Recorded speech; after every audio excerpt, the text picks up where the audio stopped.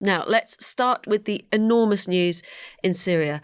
This week, President Bashar al-Assad's 24-year reign came to a swift and unexpected end. The Assad family has, of course, brutally ruled Syria since 1971. But on Sunday, armed rebels led by Islamist militant group Hayat Tahrir al-Sham, or HTS, took control of Damascus. Assad fled to Moscow, where he has been granted asylum. But the changing situation in Syria also raises some big questions here in the UK for the Labour government as to how it should respond. Let's start with the fact that HTS are currently on the UK government's list of banned terrorist groups. Keir Starmer has said no decision yet as to whether they're going to rethink that. Are they going to be forced to engage with them anyway, Andrew? Well, on this occasion, I think being cautious, being slow to move is exactly the right and sensible thing for the government to be doing. Al-Jabani, the leader of HTS, is saying all the right things. He's saying in Syria, all minorities will be protected. He's saying women can wear whatever they like. Anyone who attacks journalists will be imprisoned for that, and so on and so on. He's making nice, he's making liberal. But given his history, I think it's very, very important to be careful. And above all, given the number of Islamist militants and terrorists, whatever you call them, the number of jihadis still inside Syria, particularly in prisons in the lightly guarded northeast of the country, this is a very, very dangerous situation. You say given the history, I mean, they were more than a decade or so ago, but linked to al-Qaeda. They were, absolutely. They were al-Qaeda. And if you think of the Kurdish area in the north of Syria, that was where the heartland of Islamic State once was. And currently there are something like 12,000 former IS or Islamic State fighters in prisons guarded by the Kurds in that part of the region. Of those 12,000, around 2,000 are foreign fighters, mostly Europeans, and of those, many hundred are British. So there are British people there who have fought for Islamic State, who have been under lock and key for some time, and who may be heading our way before long. It's worth reminding people, George, isn't it, that it wasn't just a case of overthrowing the Assad regime and taking control. Syria is still a very fractured state. There are different pockets of power wherever you happen to be in the country. It's not like HTS have taken everywhere. Absolutely. I mean, Syria has been a tragedy for over a decade, and people are looking back to Obama's infamous red line and asking, why did the West allow it to reach this point? So I think the West is really culpable for this failure, but it's also a huge strategic blow to Russia, which I think is one of the great advantages for the West. And this is it's a complex situation, as Andrew says, but Russia's intervention in Syria was really seen as the return of the Russian Empire, the return of Russia as a great military power. Putin took great pride in that, and is now significantly weakened as a player in the Middle East as a result of this, at a time when, obviously, he's trying to use the situation in Ukraine to his advantage. One of the things that the government did almost immediately in response was to temporarily suspend all Syrian asylum claims. Why have they done that? Because they don't know who's coming. Are the next wave of Syrian asylum seekers people who worked for Assad's regime? Are they Assad's murderers? Are they Assad's torturers? Do we want them in this country?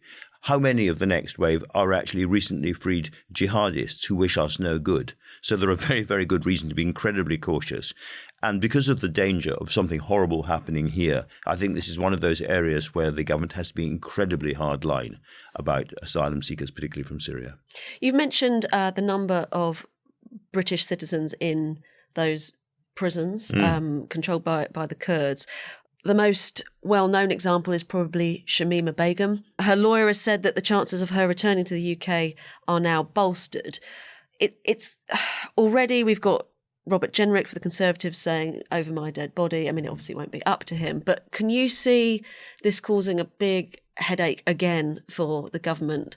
Obviously, it's been previously dealt with by a Conservative government over many years, but it'll be very, very interesting to see how Keir Starmer, the former human rights lawyer, reacts to this, because I think he will be caught between his historic career instincts, if I can put it that way, and his friendship with people like Philippe Sands, the human rights lawyer, and all of that on the one hand, and his acute awareness of the public mood on the other. This is a complex and situation. I think Labour wise to pause on asylum claims. There's obviously from the right, you will have the push for returns. Austria has already set up a returns program, but 99% of existing claims from Syria are linked to the Assad regime. It's very hard to know in terms of people fleeing the Assad regime. It's very hard to know what this means for small boats arrivals. Obviously, small boats arrivals linked to Syria were a big part of why the Leave campaign had such momentum back in 2016. Has there been a sense of disingenuousness at all in the Commons this week? I noted that David Lammy made a speech almost blowing the government's own trumpet for not engaging with Assad while he was in power. But I think back in September, he was talking to Italy about their push to improve relations with the Syrian government. Everybody, Hannah, got this wrong. I mean, nobody had really spotted what was happening until very late in the day.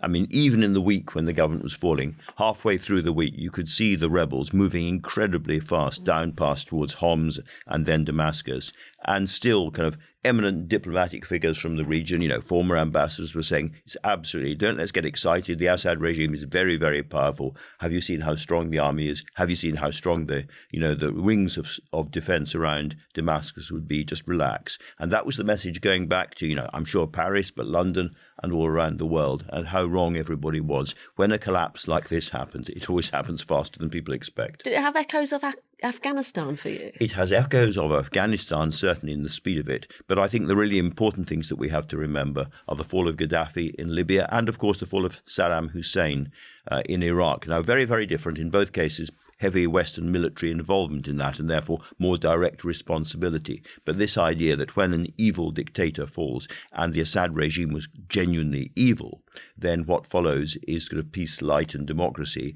is a naivety I think we've grown beyond. We should also probably mention Iran in this context, just the number of strategic defeats they've now suffered. If you factor in the collapse of Assad, the huge defeats incurred by Hamas and Hezbollah, and strategically, October the 7th will go down as, worse than a crime. It was a blunder from the perspective of the axis of resistance, so-called, as it was. If you look at, they thought they had a chance to, weaken Israel as a power in the region. Actually, quite the opposite. Yeah, I mean, I've been told by people who should know that the really interesting thing with Tehran is what the younger hotheads around the Revolutionary Guard feel about the old men still running the country. In other words, those defeats that George was mentioning, Hezbollah and now Assad and so forth, massive, massive defeats because they destroy that so-called arc of resistance. It's geographical as well as political. And they may well feel that the regime in Tehran has failed in a way that requires a change. So I think look to instability in Tehran next. It's a frightening prospect, isn't it? I mean, you mentioned what happened in Iraq and in Libya. I mean, presumably that's weighing on the minds of governments across the world because they're balancing risk, really, aren't they? At the moment, yes, HTS is a proscribed organisation, but they're making all the right noises. So it's balancing, do we give them the benefit of the doubt? You're quite right. You're absolutely right. Yeah. Cutting off all contact and risking complete calamity. The answer is, I think everybody is terrified of the idea of Syria breaking up and a kind of genuine multi-sided civil war starting there with all the implications for refugees, all the implications for Israel, all the implications for the entire region. And so I think there is a tilt, an enthusiasm, if you like, almost, for deciding that HTS are now fine and giving them a tick. I think that in the end is what's going to happen because, they want somebody in control in Damascus. And if the somebody isn't ideal, well, that's the world we live in. I mean, the other thing to say, there's another really big problem, I think, for Britain, for the West, which is that we rely on the Kurds and the Syrian Democratic Front to hold that northeast part of the country and to hold those jihadi prisoners in those prisons. But they are the people now being attacked by our NATO allies, the Turks, in their war against the Kurds. So how do we balance, the importance of supporting stability in that part of the world with what Turkey wants to do? It's really difficult. HTS did act very quickly to try and get the civil service back to work, to try to bring some sense of order very quickly, didn't they? One of the first things they seemingly did was to go to the infamous Sednaya prison, which was known to inflict brutality and torture on its occupants and let everyone go. Absolutely. And I think before we sort of, as it were, say goodbye to the Assad regime, we should remember just how evil it was. I spoke this week to a man called Omar, who had been a prisoner. He's a relatively young guy, been a prisoner in Sednaya. He said almost all the prisoners in Sednaya were political prisoners. They weren't jihadis, they weren't extremists, they were political prisoners. Women and children as well. Women and children. And to just give you a sense, he said to me, I'm not going to talk about the physical torture there because it's not appropriate, it's too unpleasant. But I will tell you this to give you a sense of what it was like. He said he was with a group of 5 people. They were all kind of friends. They'd all grown up in the same part of Damascus together. They'd all been arrested at the same time in their houses and brought into the prison. And on one particular day, the guards came in and they said, right, tomorrow we're going to torture one of you to death. You decide who it's going to be, and then closed the door. Eventually they chose lots and somebody was tortured to death. But, that is the kind of level of psychological cruelty and brutality that has been hanging over the people of Syria. So for all we've been saying about the dangers ahead and the dangers of civil war, and they are real and they're serious and they're probably quite imminent, we should not forget the utterly, utterly atrocious and grotesque nature of the Assad regime.